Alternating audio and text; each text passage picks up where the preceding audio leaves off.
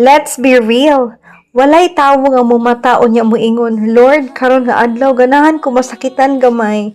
Walay moampo para magkalisod. Walay excited sa discipline. Kay ang tinuod, discipline. Dili siya nindot paminawon. Sakit siya. Mao gid na ang giingon sa Hebrews chapter 12 verse 11. No discipline seems pleasant at the time, but painful. Dili lang uncomfortable, dili lang lisod, painful, sakit. Ug base naa kaana nga moment karon. Kanang gipugos imong pasensya hangtod hapit na maputol. Kanang gi-expose imong pride nga wala nimo nabantayi. Kanang gipahulat ka bisag gusto na kaay ka mulihok. Ug sa ana nga mga panahon makapangutana gid ka, Lord, asa man ka ani?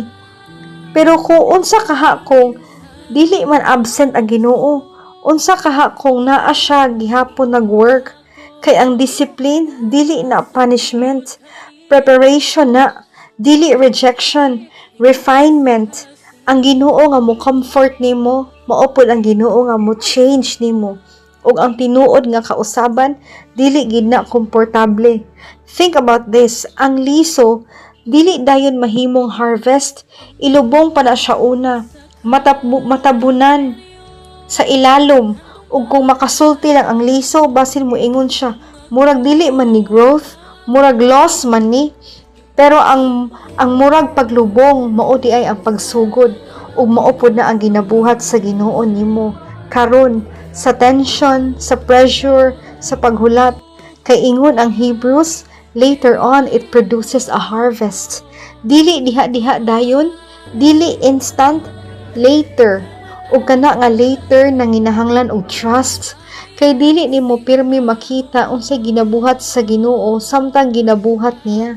Pero ang saad, dili lang makasurvive ka, ma-transform ka. Harvest of righteousness ug harvest of peace. Dili peace nga dependent sa imong kahimtang, pero peace nga magpabilin maski gubot ang tanan.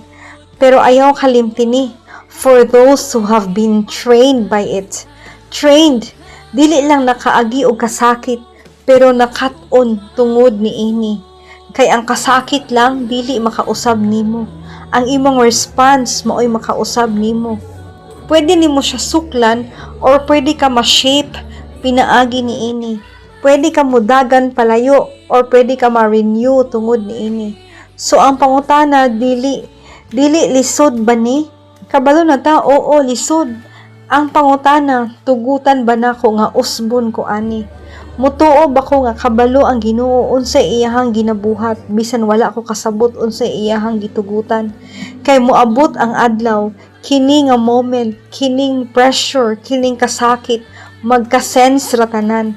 Usa ka adlaw makalingi ka o maka-realize ang imong giisip nga breaking, mao dayto ang building. Ang imong giisip nga loss, mao dayto ang growth. Ang imong giisip nga discipline, mao dayto ang gugma. Busa, ayaw give up sa proseso. Ayaw pagdali-dali o gawa sa pressure. Stay, salig, grow, kay na ay harvest nga padulong. O kung moabot na, worth it ra ang tanan. Bisan ka to mga moment nga dili nindot paminawon, pero nagbuhat di ay og maayo sulod nimo. Pain, but with a purpose.